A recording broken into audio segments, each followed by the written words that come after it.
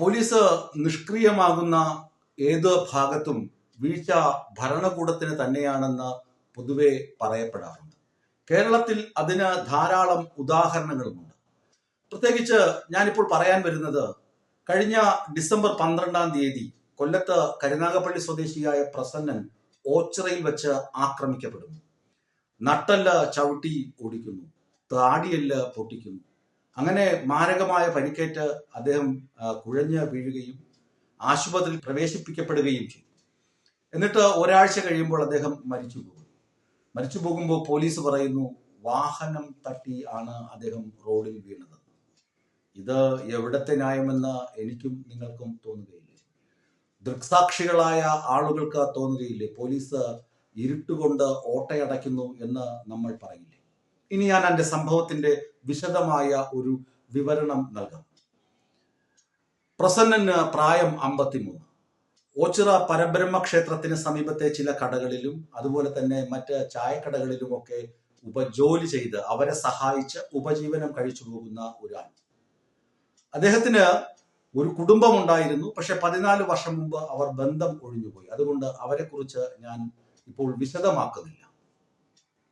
പ്രസന്നൻ ജോലി ചെയ്യുന്ന പൂജാ സാധനങ്ങൾ വിൽക്കുന്ന കട ഉടമയുടെ ബന്ധുവീട്ടിലാണ് താമസിക്കുന്നത്. ബന്ധുവീട് കായംകുളത്താണ്. അപ്പോൾ ഓച്ചിറയിൽ ജോലി ചെയ്ത ശേഷം ഇദ്ദേഹം കായംകുളത്ത് ആ ബന്ധുവീട്ടിൽ പോയി താമസിക്കുന്നു, അല്ലെങ്കിൽ കിടന്നുറങ്ങുന്നു. പിറ്റേ ദിവസം വീണ്ടും പരബ്രഹ്മ ക്ഷേത്രത്തിന് സമീപത്ത് വരുന്നു.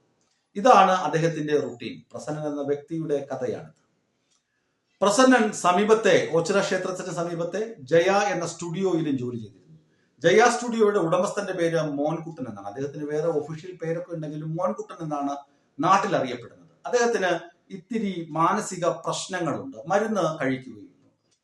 ഈ മോൻകുട്ടൻ ശങ്കരൻ എന്ന് പറയുന്ന പ്രദേശത്തെ ഷൈലോക്കിൽ നിന്ന്, കൊള്ള പലിശക്കാരനിൽ നിന്ന് ഏതോ നിർദ്ദയമായ സാഹചര്യത്തിൽ കുറച്ച് പൈസ കടം വാങ്ങിയിട്ടുണ്ട്.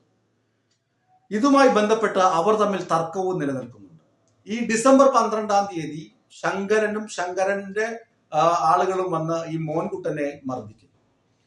മോൻകുട്ടൻ അതിന് പ്രതികാരമായി എന്ത് ചെയ്യുന്നു? ശങ്കരന്റെ തേങ്ങാത്തട്ട്, ശങ്കരൻ വിൽക്കാൻ വെച്ചിരിക്കുന്ന തേങ്ങകളുടെ തട്ട് ചവിട്ടി തെറിപ്പിച്ച് കളയും.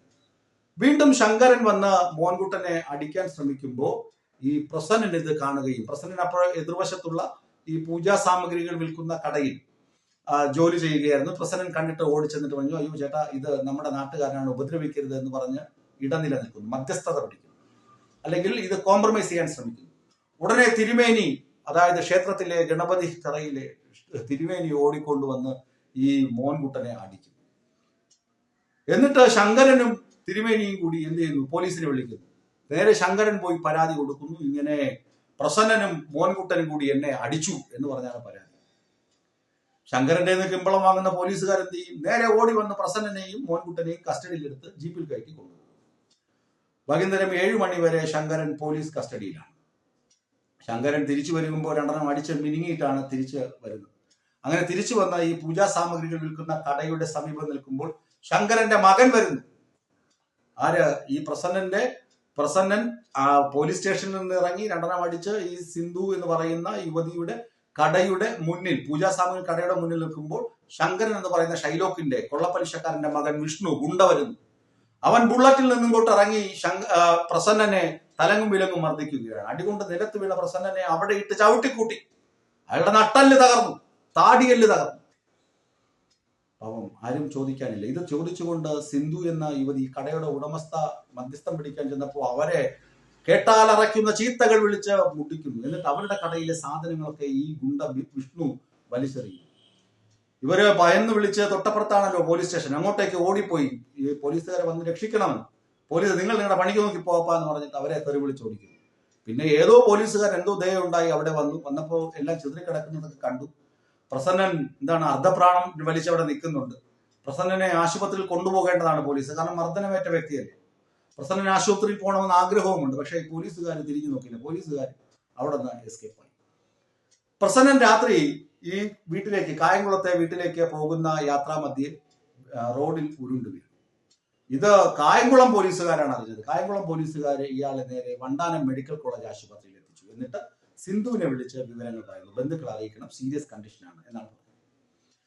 സിന്ധുവും മകനും 2 ദിവസം കഴിഞ്ഞിട്ടാണ് പ്രസന്നനെ കാണാൻ പോകുന്നത്. അതിനിടയ്ക്ക് സിന്ധുവിന്റെ സഹോദരന് ഡയാലിസിസുമായി ബന്ധപ്പെട്ട് മറ്റാശുപത്രി വിഷയങ്ങൾ ഉള്ളതുകൊണ്ട് വേറൊരു അടുത്ത സുഹൃത്തിനെ അങ്ങോട്ട് പറഞ്ഞു വിട്ട് പ്രസന്നന്റെ കാര്യങ്ങൾ നോക്കാൻ. അയാൾ പറഞ്ഞു പ്രസന്നന് സർജറി വേണം, ഓപ്പറേഷൻ വേണം, നട്ടല് പൊട്ടിയിട്ടുണ്ട്, ആ സർജറി ചെയ്തു കഴിഞ്ഞാലും പ്രസന്നന് സംസാരശേഷി കിട്ടുമെന്ന് തോന്നുന്നില്ല എന്നാണ് ഡോക്ടർമാർ പറഞ്ഞതെന്ന് ഇവരറിഞ്ഞു.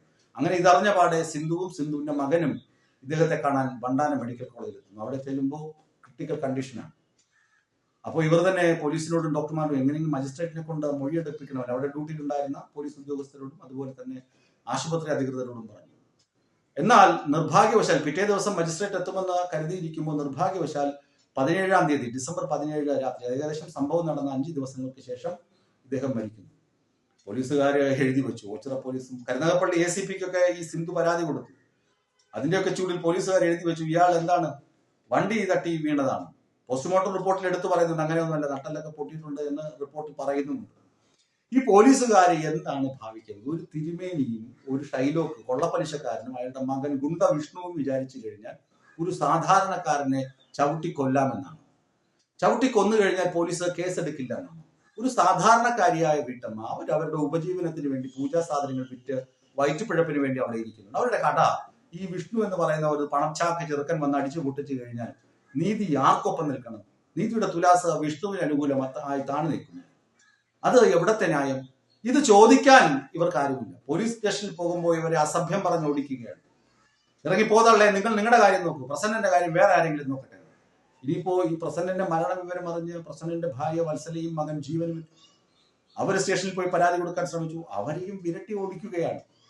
അപ്പൊ ഈ തിരുമേനി എന്ന് പറയുന്നവന് ഇത്ര ഹുങ്കുണ്ടോ? ഇതെന്താ ജാതി മേൽക്കോയ്മയൊക്കെ നിൽക്കുന്ന കാലമാണ്. തിരുമേനി എന്ന് കേട്ട് കഴിഞ്ഞാൽ പേടിക്കാൻ. അവൻ ആരാണ്? അയാൾ ആരാണ് തിരുമേനി എന്ന് പറഞ്ഞാൽ? അവനെ പിടിച്ച് അകത്തിടണം. പ്രസന്നനെ അയാൾ മർദ്ദിച്ചിട്ടുണ്ടെങ്കിൽ അയാൾ അകത്ത് കിടക്കണം. പ്രസന്നനെ ഈ പറയുന്ന ശങ്കരൻ അടിച്ചിട്ടുണ്ടെങ്കിൽ ശങ്കരൻ അകത്ത് കിടക്കണം. ശങ്കരന്റെ മകൻ ചവിട്ടിയിട്ടുണ്ടെങ്കിൽ ശങ്കരന്റെ മകനും അകത്ത് കിടക്കണം. 3 പേർക്കെതിരെ കൊലക്കുറ്റത്തിന് കേസെടുക്കണം. അതാണല്ലോ ന്യായം. ആ ന്യായം എവിടെ പോയി എന്നാണ് ചോദിക്കുന്നത്. പാവം ഈ സിന്ധു എന്ന് പറഞ്ഞ സ്ത്രീ ഓടി നടന്നാൽ എവിടെ എത്താൻ? നമസ്കാരം. ഞാനൊരു പാർട്ടിക്കാരനോ പാർട്ടി രീതിയിലോ ഒന്നുമല്ല, ഞാനൊരു വ്യക്തിയായിട്ടുള്ള രീതിയിൽ പറഞ്ഞ് കഴിഞ്ഞ വൃക്ഷത്തിൽ ഒരു പ്രസിഡന്റ് എന്ന് പറയുന്ന ചേട്ടനെ ഇവിടെ ദൂരമായ രീതിയിൽ അടി കൊടുത്തതും ഞാൻ എൻ്റെ കണ്ണിന് മുമ്പിൽ ഞാൻ കണ്ടതാണ്. ആ പാമ്പടിച്ചനിപ്പം ഈ ഭൂമിയിലില്ല, അവർ മരിച്ചുപോയി. ഒരു വട്ടമല്ല, 2 വട്ടമല്ല, രാവിലെ മുതൽ വൈകുന്നേരം വരെ കൊണ്ടുകിടന്ന് നല്ല രീതിയിൽ അടി കൊടുത്തതാണ്. ഇതിനകത്ത് എന്തെങ്കിലും സർക്കാർ രീതിയിലോ അല്ല നിയമത്തിൻ്റെ രീതിയിലോ എന്തെങ്കിലും നടപടി കാര്യങ്ങൾ നിങ്ങൾ തീരുമാനം വെക്കണം. ഇതിങ്ങനെ പോവുകയാണെങ്കിൽ ഈ ഓച്ചിറ അമ്പലത്തിൽ ഭയങ്കര ഗുണ്ടായുടെ രീതിയിലും വിളയാട്ടും കാര്യങ്ങളെല്ലാം നടക്കും. കാര്യം ആരോരും ഇല്ലാത്തവരൊക്കെ വന്ന് ഈ ഈ സന്നിധിയിൽ വന്ന് കിടക്കുന്നുണ്ട്. അവർക്ക് ആർക്കും ഒരു ദോഷമില്ലാത്ത രീതിയിൽ പോകണമെന്ന് ഒരാഗ്രഹം എൻ്റെ നിറഞ്ഞ മനസ്സോടെ ഞാൻ പറയുന്നു. വരും പോവും കാര്യങ്ങളല്ല, അത് ഒരു നിയമത്തിന് മുമ്പ് ഞാൻ പറയുന്നത്. ഞാൻ വലിയവനല്ല, താഴ്മയായിട്ട് ഞാൻ പറയുന്നത്. ഒരു ക്ഷേത്രം ഈ കാര്യത്തിൽ ഈ പാമ്പടിച്ചതിനെ കഷ്ടം, അയാളെ 3 റൗണ്ടാണ് അടിച്ചത്. ഈ അടി എന്ന് പറഞ്ഞാൽ നല്ല രീതിയിൽ ഞാൻ ഈ അടി കിടക്കുമ്പോഴല്ല ഞാൻ എൻ്റെ കണ്ണിലൂടെ കണ്ടുകൊണ്ടിരിക്കുന്നത്. പിന്നെ ഞാൻ ഈ ബോട്ടിൽ ഞാൻ മത്സ്യത്തൊഴിലാളിയാണ്, ഞാൻ ജോലിക്കും കാര്യങ്ങളെല്ലാം പോയി വന്നപ്പോഴാണ് ഈ പുള്ളി മരിച്ചെന്നും കാര്യങ്ങളെല്ലാം അറിഞ്ഞത്. അപ്പോൾ ഈ കേസും കാര്യങ്ങളെല്ലാം എന്തുവാണെന്ന് വെച്ചാൽ ഞാൻ ഏത് കോടതിയിലും വന്ന് ഞാൻ പറഞ്ഞു. ഈ കേസിനെ കുറിച്ച് കാര്യങ്ങൾ മൊത്തം എനിക്കറിയാവുന്നൊരു വ്യക്തിയാണ്. സാധാരണ രീതിയിൽ ഓച്ചിറ അമ്പലത്തിൽ വൃക്ഷത്തിൽ 1-ാം കടയായിരുന്നു നമ്മുടെ ചെയ്തുകൊണ്ടിരുന്നത്. പിന്നെ അന്ന് ഒരു സ്ഥലവും കാര്യങ്ങളും മാറ്റി അങ്ങോട്ടും ഇങ്ങോട്ടും മാറി ഞാൻ എനിക്ക് വീട്ടിലും കാര്യങ്ങളെല്ലാം പോകേണ്ട ഒരു വ്യക്തിയായിരുന്നു. ഞാൻ അങ്ങോട്ട് പോയിട്ടുണ്ട്. പിന്നെ രാവിലെ അമ്പലത്തിനകത്ത് ക്ഷേത്രത്തിൻ്റെ ഗണപതി അമ്പലത്തിൻ്റെ അടുത്ത് ഒരു ഇടി കടന്നു. അപ്പം ഞാനിത് തിരക്കാനായിട്ട് പോയി. അമ്പലത്തിൽ കള്ളു പിടിച്ചിട്ടോ എന്തോ ഒന്നും നമുക്കറിയത്തില്ല. അപ്പോൾ ഞാൻ തിരിച്ചത് അങ്ങോട്ട് എന്താ പറയുക, അങ്ങോട്ടും ഇങ്ങോട്ടും എല്ലാം പോയി ഒരു വഴിക്ക് എല്ലാം ഇങ്ങനെ പോയിട്ട് തിരിച്ചു വന്നപ്പം ഈ രാവിലത്തെ ഇടിയെല്ലാം കഴിഞ്ഞ് പിന്നെ ഉച്ചയ്ക്കത്തൊരു ഇടി കടന്നു. ഉച്ചയ്ക്കത്തൊരു ഇടി എന്ന് പറഞ്ഞാൽ അത് മനുഷ്യൻ എന്ന് പറഞ്ഞാൽ ഒരു മരമായിരുന്നേ ഉണങ്ങിയാൽ അതേപോലെ ഒരു ഇടി, നല്ലൊരു ഇടിയാണ് ഞാൻ കണ്ടത്. പോലീസുകാർ അവർക്ക് നീതി ലഭ്യമാക്കി കൊടുക്കേണ്ട ഉത്തരവാദിത്വമുള്ള വ്യക്തികളല്ലേ? ഇവിടെ ഇല്ലാത്ത കഥകൾക്കും ഇല്ലാത്ത സാധനങ്ങൾക്കും കേസെടുക്കാനൊക്കെ വലിയ വാശിയും വീറും ഒക്കെ കാണിക്കുന്ന പോലീസ് ഇക്കാര്യത്തിൽ കാണിക്കുന്ന നിസ്സംഗത ഒരു ഭരണകൂടത്തെ ആകെ തന്നെ താറടിക്കുന്നതാണ് എന്ന് പറയാതിരിക്കാൻ നിവൃത്തി.